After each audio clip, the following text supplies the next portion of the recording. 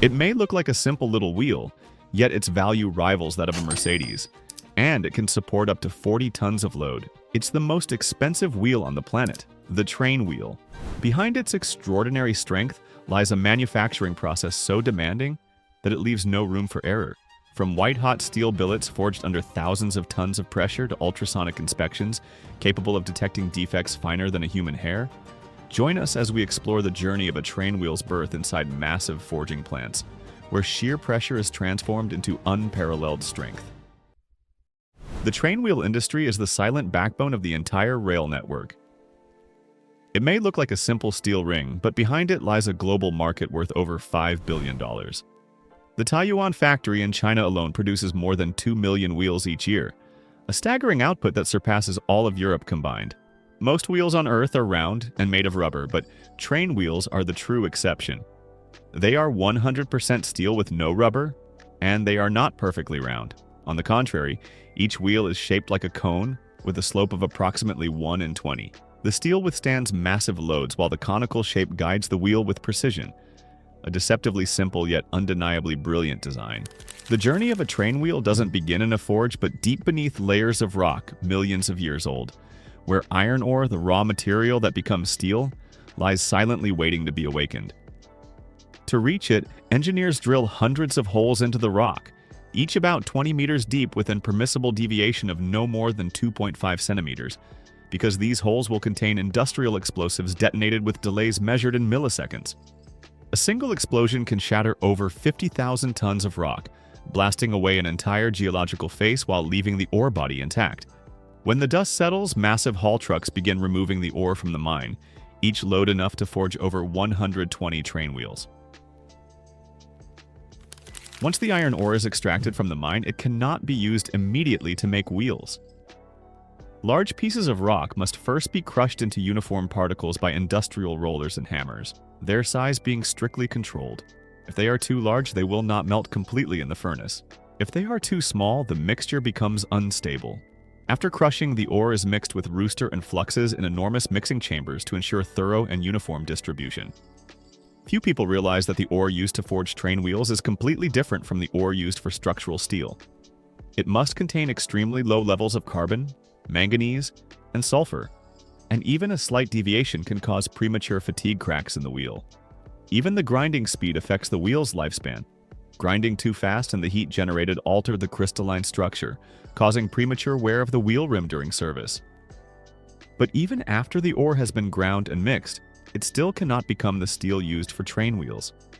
It must undergo steelmaking in electric arc furnaces where temperatures exceed 1,600 degrees Celsius. Here, the mixture is melted into a stream of incandescent liquid steel, swirling inside the furnace under the action of graphite electrodes, oxygen jets, and controlled pressures.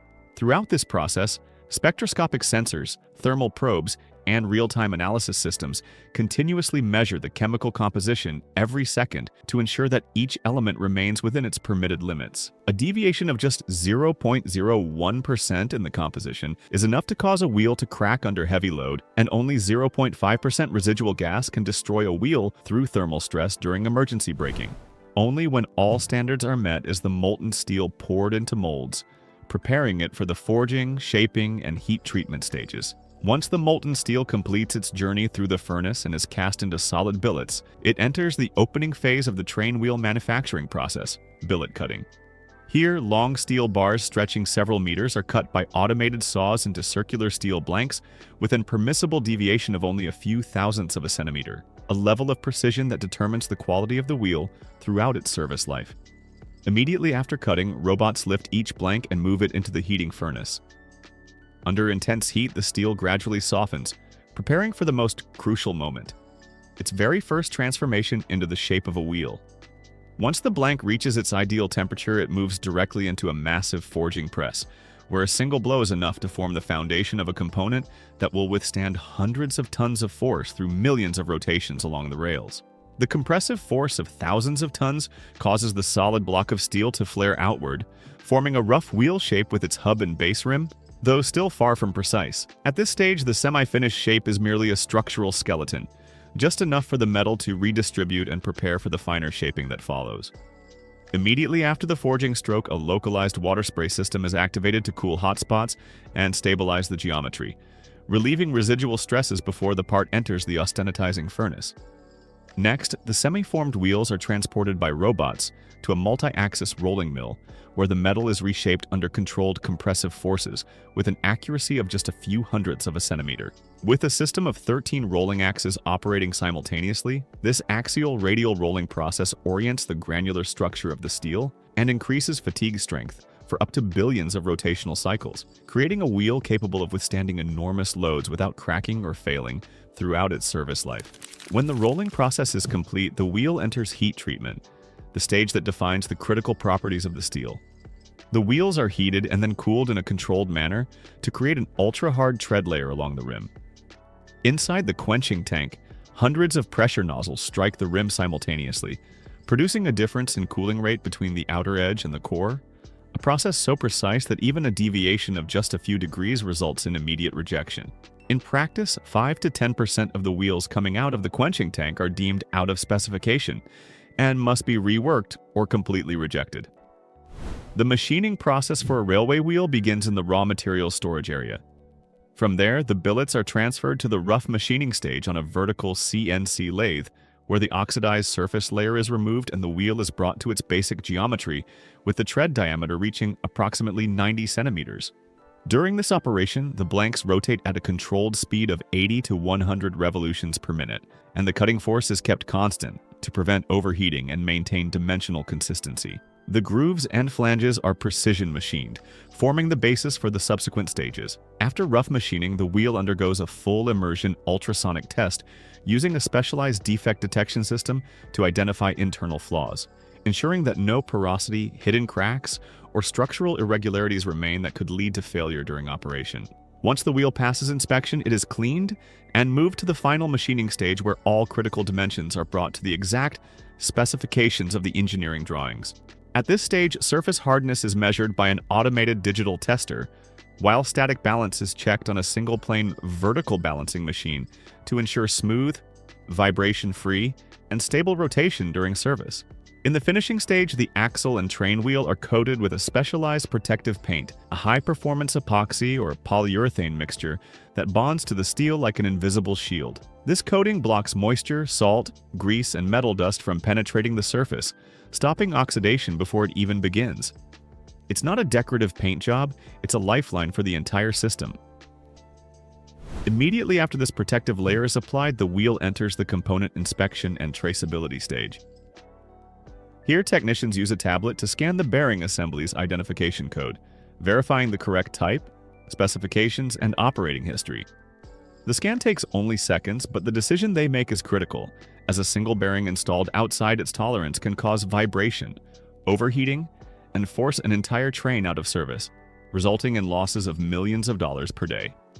The process of assembling a set of railway wheels is much more than simply attaching two wheels to a steel axle. This is one of the most precise and tightly controlled operations in the entire railway industry.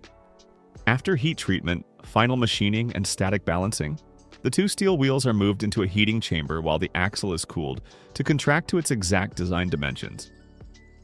This expansion-contraction ratio cannot deviate by more than a few thousandths of a centimeter, as it determines the interference fit and load transfer capacity of the wheel assembly. Once the temperature differential reaches the required threshold, the two wheels are pressed onto the axle using a hydraulic press capable of exerting 18 to 27 million kilograms of force.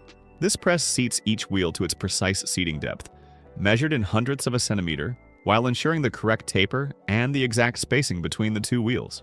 After pressing, the wheel and axle assembly is left to cool naturally. This thermal contraction creates an enormous friction fit, so strong that it requires no bolts, welds, adhesives, or additional fasteners, yet still transmits torque, supports axle loads of up to tens of tons, and operates reliably over millions of kilometers of track. After assembly, the complete wheel assembly undergoes laser measurement, concentricity checks, dynamic balancing, and even simulated extreme load tests. Here, an optical scanning system inspects concentricity, bore, and clearances with millimeter precision, while vibration, temperature, and load sensors operate the wheel assembly under conditions equivalent to actual rail operation. Only when no abnormal wobble, hot spot, or deformation beyond permissible limits is detected, does the wheel and axle assembly undergo its final ritual: identity marking.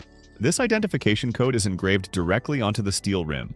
Impossible to erase, impossible to wear off, serving as a steel passport that accompanies the wheel assembly for its 20 to 30-year lifespan. Even after passing every rigorous inspection and receiving its identification code, a train wheel's journey is far from over. From this point on, it is no longer an isolated component. It becomes the very first point of support for a machine weighing hundreds of tons that is now being assembled. To understand how this wheel fits into this massive system, we delve into the key stages of assembling an entire train. Inside assembly halls spanning tens of thousands of square meters, the bogie is constructed as the train's leg skeleton. The welded steel bogie frame is mounted on a support where the hydraulic dampers, coil springs, and bearing housings are installed sequentially. Once the bogie meets installation standards, the wheel assembly is lowered into the chassis by an overhead crane. The bearing caps are opened, high-pressured lubricant is injected, and the complete wheel assembly is positioned in these supports with centimeter-level precision. The disc brake units, brake calipers, and speed sensors are then installed, forming the braking system that will control the stopping force of the hundreds of tons above. Just above the bogie is the compartment housing the massive diesel engine, the source of all the train's power. Once assembled, the engine is secured with hundreds of high-strength bolts and connected to the cooling system, oil pumps, and intake manifold. Next to it, the alternator is mounted directly onto the engine's main shaft. When the engine is running, the alternator converts the mechanical rotation into high-capacity electrical power. This electrical power is then delivered to the traction motor mounted directly inside the bogie, and it is these traction motors that actually turn the wheels. This is where the two processes meet. The wheel is forged to support the load, and the motor is designed to convert that load into motion. Once the powertrain and bogie are fully assembled, the train enters its final testing phase. During the static test, engineers power up the entire electrical system and examine the brakes, sensors, and signaling circuits. Every deviation is captured by specialized diagnostic equipment, from electrical leaks to the braking force of each individual disc brake unit. Next comes the dynamic test. The entire locomotive is placed on a massive roller test bench, where the resistance is simulated to match the tractive load of dozens of heavy wagons. Temperature sensors, vibration sensors, torque meters, and wheel speed sensors operate simultaneously, generating thousands of data points every second. Only when the wheels rotate smoothly without hot spots or vibrations, and with perfectly calibrated braking, does the locomotive proceed to the final finishing stage. From the iron ore buried deep underground to the white-hot steel that is forged, rolled, and heat-treated, from ultrasonic inspections, static balancing, and load testing, to the identification code engraved on the rim, a train wheel is never just a simple block of steel. It's the product of hundreds of precision processes where every thousandth of a millimeter, every degree of temperature, and every microscopic deviation determines the safety of an entire train stretching hundreds of meters and the thousands of lives behind it. Now a question arises. Would you ever board a train knowing that some wheels are accepted just below the tolerance threshold because remanufacturing is too expensive? Because in industry, the limit isn't perfection, but the budget? Leave your feedback in the comments now. If you enjoyed this documentary, don't forget to like, subscribe, and turn on notifications so you don't miss any of our content. But don't go away just yet, there's more. The rest of this video will be just as exciting, so stay with us until the end.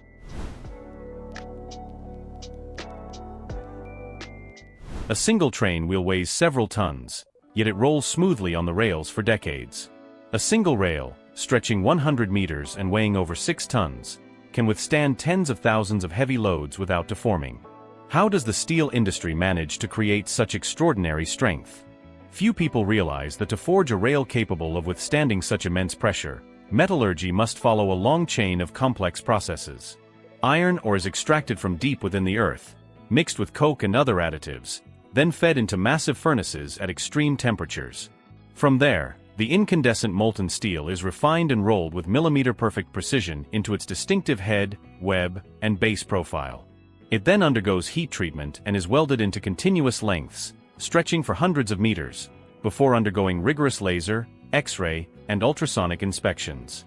In this film, We will go inside modern steel mills to witness the transformation of raw ore into strong rails. The global market for rail steel. The railway industry is not just a vital link in transportation, but also a massive economic sector. The global market for rail steel was valued at approximately $15 billion in 2023, and forecasts suggest it could reach nearly $20 billion by 2032. These figures reflect the scale of investment flowing into railway networks, particularly in regions with rapidly developing infrastructure like Asia, and even in the United States, where modernizing over 225,000 kilometers of track is considered a strategic priority. From a production standpoint, the scale is even more striking. The world produces about 1.9 billion tons of crude steel every year.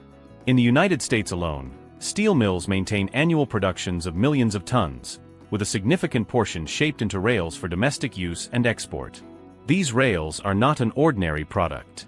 They must endure more than 20 years while withstanding the immense and repeated loads of trains.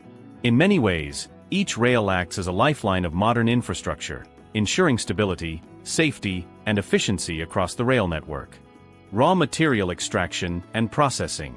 A rail's journey doesn't start in a factory, but deep within the earth. Its most important ingredient is iron ore, and to reach it, immense open-pit mines are carved into the landscape. Here, hydraulic shovels as tall as 3-story buildings and ultra-heavy-duty dump trucks work tirelessly. Each bucket can lift tens of tons of rock in a single scoop. But before the machines can move, engineers must first drill holes that plunge dozens of meters into the ground. Centimeter-perfect precision is required because these holes will be filled with industrial explosives, and the blasting itself is far from random. Each charge is carefully calculated so that thousands of tons of rock are fractured, but the ore inside remains intact. Once the dust settles, the trucks and shovels get back to work, hauling the ore to the primary crushing station. In some geological areas, extraction takes place underground inside reinforced tunnels. The ore is scraped, loaded onto conveyors or small rail cars, and transported to the surface. Machines provide the power, but people remain the brains of the operation. They calculate explosive charges, guide the machinery, monitor safety, and inspect each load of ore. Every ton that comes out of the mine is far more than just broken rock. It's the foundation of steel, and ultimately, of the rails that will transport trains safely for decades. Once the ore is extracted from the mine, it can't be used right away. The massive blocks of rock must first go through an essential step, crushing. Inside processing plants, powerful steel rollers and hammer mills work continuously, breaking down blocks weighing tens of tons into small uniform particles. The size of these particles is not an accident, it's tightly controlled. If the pieces of ore are too large, they won't melt completely in the furnace. If they are too fine, the mixture becomes unstable during mixing. Only when the ore reaches the precise size required can it be moved to the next step, where it is blended with coke and flux materials in enormous mixing chambers. Gigantic paddles spin relentlessly, ensuring that every grain of ore and additive is evenly distributed. This step may seem simple, but it is critical. It guarantees that the mixture's chemical composition is balanced, laying the groundwork for steel with the strength and durability a rail demands.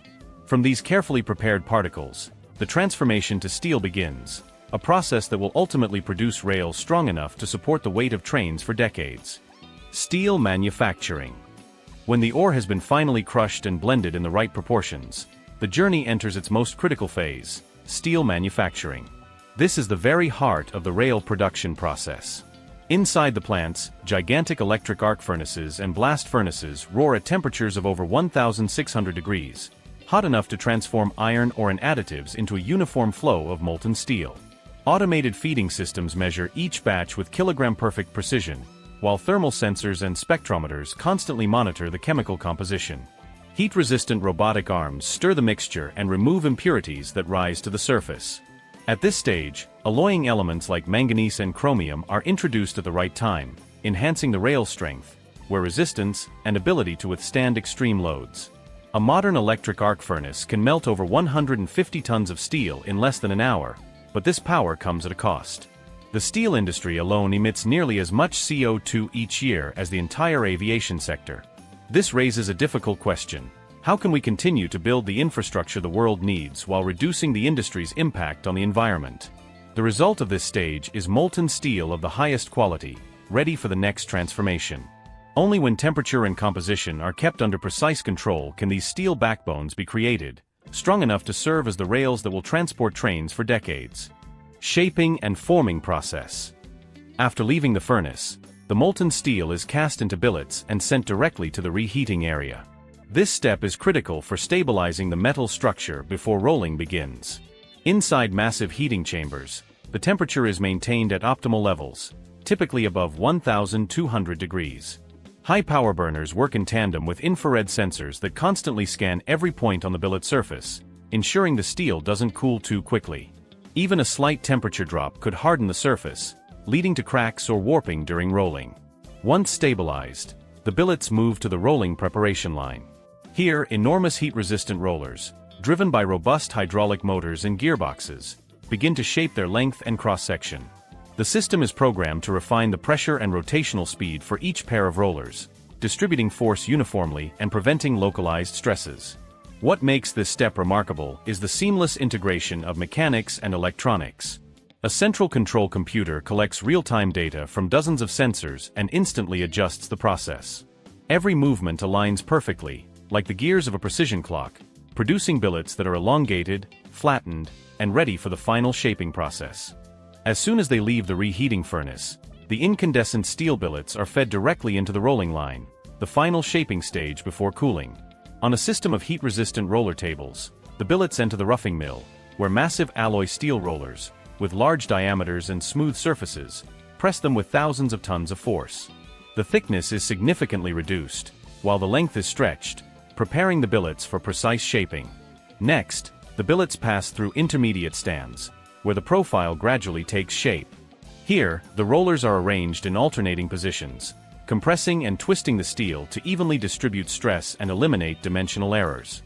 In the finishing mill, rollers with specially designed grooves begin to sculpt the rail's classic I-shaped cross-section, a design that offers remarkable strength while keeping the weight manageable. Between each rolling stage, high-pressure water jets cool the surface, removing the oxide layer and maintaining temperature stability. Along the line, laser sensors constantly measure height, width, and straightness, sending real-time data to the central control system, which adjusts roller gaps and speeds with extreme precision. One of the remarkable features of this process is the ability to quickly exchange roller sets, allowing plants to switch between different rail profiles without stopping production. This step is decisive. It sets the rail's geometry and ensures each piece meets the required standards before moving to cooling and heat treatment. Heat treatment and welding. Under the intense heat inherited from the rolling process, the steel rails still glow red and contain significant internal stresses. Cooling and heat treatment are the critical steps that stabilize the product's backbone. Immediately after leaving the rolling mills, the rails pass through a high-pressure water spray system, where a dense mist envelopes their entire surface. The speed and volume of the water are tightly controlled to ensure uniform cooling over the entire length, preventing warping or cracking. After this rapid quenching, the rails enter the heat treatment zone, where reheating furnaces are precisely programmed to perform processes such as quenching, tempering, or annealing, depending on the desired mechanical properties. The combination of immediate cooling and subsequent controlled heating not only enhances strength and durability, but also ensures that the rails retain their distinctive I-shaped profile, with sharp edges and clean lines. This step is what guarantees that the finished rails can withstand the enormous repeated loads of rail traffic, while maintaining long-term stability. By carefully balancing temperature and time, engineers give each rail the resilience it needs to reliably serve for decades on some of the world's most demanding infrastructure systems. Fresh from heat treatment, the rails move directly to the welding line, where individual sections are joined into continuous lengths. Guide rollers work in tandem with laser sensors to ensure the rail ends align with absolute precision. A high-power arc welder releases intense heat, melting the steel edges while hydraulic pressure forces them together into a seamless bond. Immediately after, an automated grinding system smooths any excess material, leaving the weld surface perfectly level with the rail body. The entire operation is supervised by a central control system, which constantly refines variables such as temperature, pressure, and timing. The result is a joint so strong that its durability matches that of the solid steel itself. This process of welding long rails transforms shorter segments into continuous tracks stretching for hundreds of meters, rails that will carry high-speed trains with minimal vibration and with a strength built to last for decades. Quality control. The finished rails move to the quality inspection area, where every detail is scrutinized with precision. Optical sensors and high-speed cameras scan the entire surface, capturing images at a level that can see through the slightest scratch. The data is then processed by advanced image analysis software, detecting any deviation in shape, color, or texture. At the same time, ultrasonic devices and X-ray scanners probe deep inside the steel, ensuring there are no hidden defects, such as internal cracks or gas pockets. To complement these scans, randomly selected samples are subjected to rigorous mechanical testing. Powerful machines stretch, compress, and press the steel, while hardness testers measure resistance to deformation. All results are carefully recorded and stored, allowing each rail to be traced back to its production batch. Only those that meet the entire set of criteria earn the seal of approval, confirming they are fit for service. Once certified, the rails are cleared for packaging and distribution, ready to be shipped to construction sites, where they will become part of the railway lines of tomorrow. Transportation and installation process. From the factory, the rails are transported to the construction site on oversized trailers, securely fastened to prevent shaking or bending. Once on site, the steel sections are unloaded by cranes and specialized forklifts and placed in the designated preparation area. From there, the work that requires human skill and experience begins. Installers follow structural drawings to position each rail using laser levels and surveying instruments to control alignment and slope. Temporary joints are first secured with bolts, before being permanently welded or clamped. Throughout the process, workers constantly communicate via radios to synchronize their actions and ensure perfect connections. Machinery primarily assists with lifting and holding the rails, while fine adjustments, alignment, and finishing depend almost entirely on the skill and coordination of the installation team. It is this meticulous work that determines the stability and safety of the entire rail system for decades to come. Under protective coatings and solid welds, each steel structure is the result of hundreds of hours of work, combining the power of machines with the hands of skilled workers. From the mine to the construction site, each step contributes to creating the backbone of bridges, factories, and towering skyscrapers. By looking at this journey, steel reveals itself to be more than just a material, it is the foundation of modernization. If you like this video and want to discover other impressive manufacturing processes like this one, don't forget to like, subscribe, and hit the bell so you don't miss a thing, because what comes next will be just as fascinating and interesting.